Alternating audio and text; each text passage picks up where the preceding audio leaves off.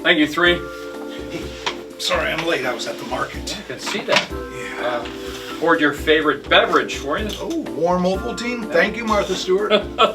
Hey, looks like you have a bag of melting ice there. Oh, yeah. What are you, Gunther Gable Williams? The longtime lion tamer for the Ringling Brothers Circus. Something is wrong at my neighbor's house, and I don't think anyone else in the neighborhood even gives a crap. How do you figure that? Well, for starters, I'm guessing the refrigerator is either broken or somebody has stolen it. You think someone broke into your neighbor's house and stole their refrigerator? It gets very dark at our neighborhood at night. So that's why the ice? Yeah. So there's a sign in their front yard that says, "Just ice now." So I want to come to their rescue, right? I mean, I've been racking my brain trying to come up with a way to make it right after they caught me in their yard chopping down their pine for our Christmas tree. Of course. You're always thinking of others. Yes, thank you. So I rented a large truck and showed up at their front door with 500 bags of ice. I mean, it's the least I could do. You're all about doing your very least. Well, they looked at me like I was nuts. So, the sign, it said, "Just ice now." Yeah. Yeah, so naturally, with the word now, I thought emergency, now and all. Naturally. But they turned me away, treated me almost as though I was mocking them. Yeah. Now I've got a 20-foot truck and 500 bags of very cold water. Maybe I can find somebody in the neighborhood who needs it for their pool. I don't know. Steve, I really don't, I don't think the sign said "Just ice now." Oh, so you were there? No. Justice now. The sign said "Justice now." Steve, it's a commentary on a really sensitive social construct. Well, there was no construction going on at all. I honestly don't know how you passed your driver's test. Driver's test?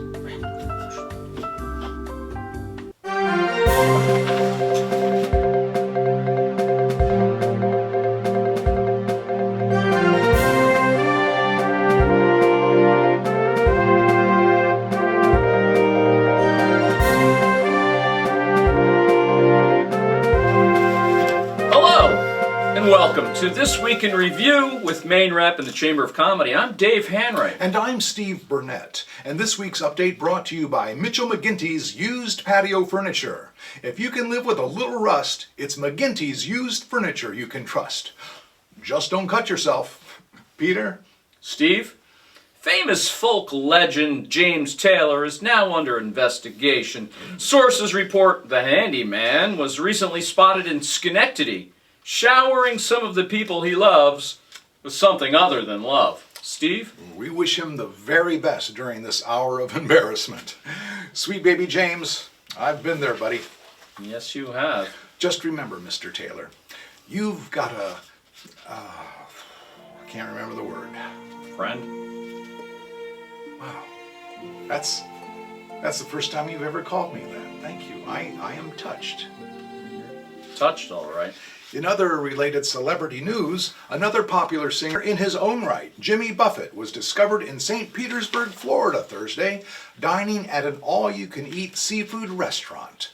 Greg?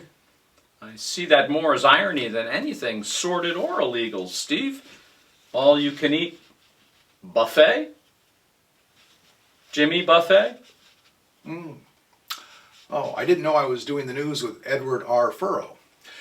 Now, with this week's Maine Rep consumer tip, here's Mr. Cronkite. Steve, as the weather begins to cool, the lawnmowers will soon be put away for the next several months. But before you store them in the shed for hibernation, you'll want to make sure you drain the leftover gas from the tank so as to avoid any possible engine damage or fire hazard at the home. That's right, Bobby. But just make sure once you've drained all the excess fuel that you brush those twofers and rinse and gargle thoroughly, especially for our smoking friends out there. Marcia? Steve? Speaking of dingy mouth holes, great news for those who never get around to flossing their teeth. Researchers are finding that a nightly regimen of flossing can actually cause an increase in gum disease because people are not rinsing thoroughly. That's why I hire someone to do that for me. Let them take the risk is what I say.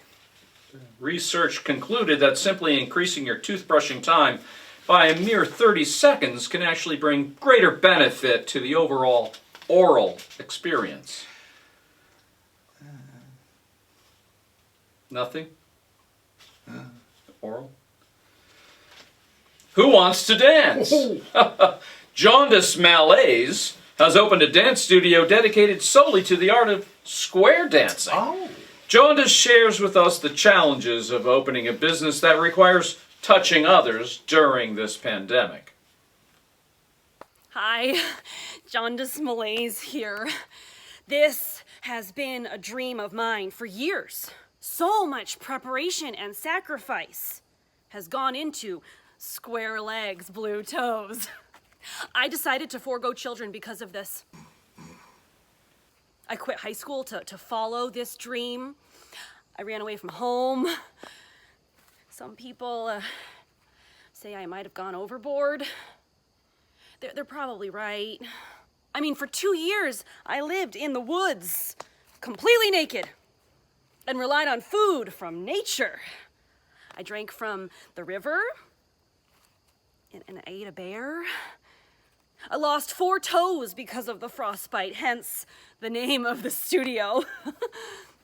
I thought I was proving to all doubters the commitment I was making. Instead, I was just showing them my hoo-hee and my ha-has. Then it hit me. Who are these doubters anyway? Do I even care about them? No one is even paying attention to my daily Facebook posts of the sacrifices that I am making. Well, I had a little more than 3 million views, but I don't think those were the right kind, if you catch my drift. And here I was, 30 and broke. So I threw myself in front of an unnamed NBA team riding a bicycle built for 5 and was fortunate enough to fracture my clavicle and bruise my spleen. But with the settlement from that, I was able to rent a closed-up used clothing shop on Main Street here in Sludge Holler. I've been open for a full month now. And so far, the only person that has come through my doors was a little old man saying that he recognized me from somewhere. Dinosaurs. Oh, there was another person asking for directions to the used furniture place. But that's it. Maybe I need to go back to the woods. But I signed a 3-year lease. I mean, what kind of idiot would sign a 3-year lease? Who does not love the dance? I know I do. Hey, I danced in the Phantom of the Opera. We, of course, wish Jaundice the very best. And now with a personal note, here's Steve. Thanks, Cindy. As some of you know, a little more than 2 years ago, I suffered a heart attack. A near 100% blockage of what the doctors call the Widowmaker artery. Yes, by all accounts, it's a miracle that I'm still here. Truth be told, I also overheard the heart doctors in the hallway as I was waking from my surgery. I heard one confess to the other. You know, the problem with Steve is he's got too big of a heart. Well, that's a diagnosis this humble servant can be proud of. Now, the doctors warned me not to jump into anything right away that might cause stress. So naturally, 3 months later, we started main rep in the Chamber of Comedy. And yes, I poured my heart into this organization. And why? For me? For my ego? Absolutely. But also for all the wonderful people out there who wanted a place to escape and share some laughs. No politics, no making a statement, no trying to teach you that your way of living needs to be changed. The only changing around here is going to be me and my 10,000 calorie a day diet. because I want to be around for many, many more weeks. And with your help, your prayers, your good wishes, maybe some cash from time to time, I just might. Carol, Did they put you under for surgery, Steve? under? Yeah. No, they gave me some kind of like a just laughing gas. I asked them if I could stay awake for the procedure because I wanted to regale everybody with my stories from the stage. Uh-huh. Oh, and it gave me a discount too. That's it. That's this week in review with Maine Rep and the Chamber of Comedy. I'm Dave Hanright. And I'm Steve Burnett. Until next time, Remember, when news breaks out, so do we. Thank you. and good night.